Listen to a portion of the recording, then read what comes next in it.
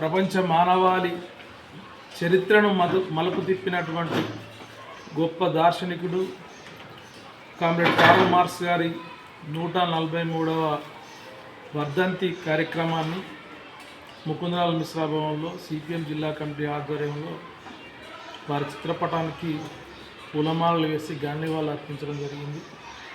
వారి జీవితాంతం చివరి శ్వాస వరకు ప్రజల కోసమే తన సిద్ధాంత గ్రంథాలను కూడా రచించి ఈ ప్రపంచంలో ఒక మేల్కొల్పు విధంగా అనేక రచనలు చేశాడు.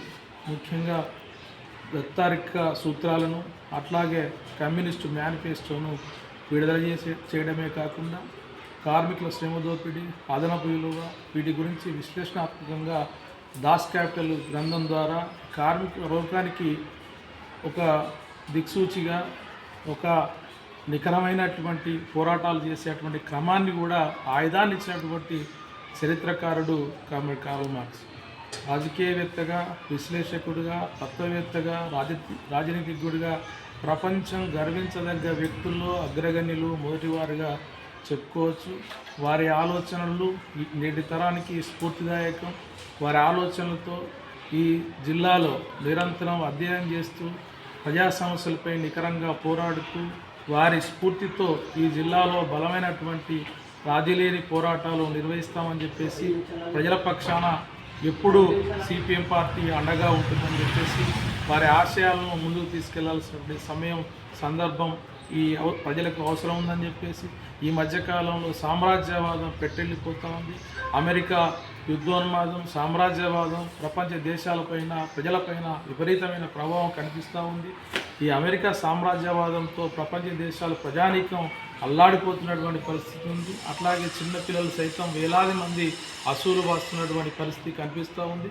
కాబట్టి అమెరికా సామ్రాజ్యవాదానికి వ్యతిరేకంగా పెద్ద ఎత్తున అభ్యుదయవాదులు, ప్రగతిశీల శక్తులు ఏకం కావాల్సిన అవసరం ఉంది.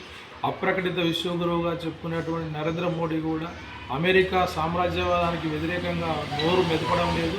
ఇప్పటికైనా ఈ సామ్రాజ్యవాదానికి వ్యతిరేకంగా భారతదేశం వెన్నుదన్నుగా ఉండాల్సిన ప్రపంచ శాంతి నెలకొల్పే క్రమంలో కూడా ప్రపంచ పౌరులందరూ కూడా ఏకతాటిపై నిలవాల్సిన అవసరం ఉందని ఈ సందర్భంగా చెబుతూ ఈ కార్ల్ మార్క్స్ గారి వర్ధంతి సందర్భంగా ప్రపంచ శాంతి వర్ధిల్లాలి, సోషలిజం స్థాపన ఏకైక మార్గం అని చెప్పేసి ప్రపంచ ప్రజానీకం ఇప్పుడిప్పుడే గుర్తిస్తూ ఉంది.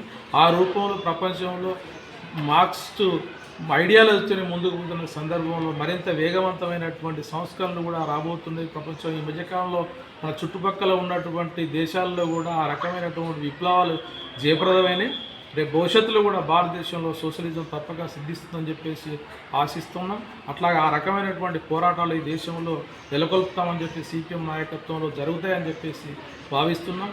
ఈ రకంగా ప్రజలు ముందుకు వెళ్ళాలని చెప్పేసి పిలుపునిస్తున్నాం. వెల్కూరు వాసుదేవరెడ్డి, సిపిఎం పార్టీ జిల్లా కార్యదర్శి.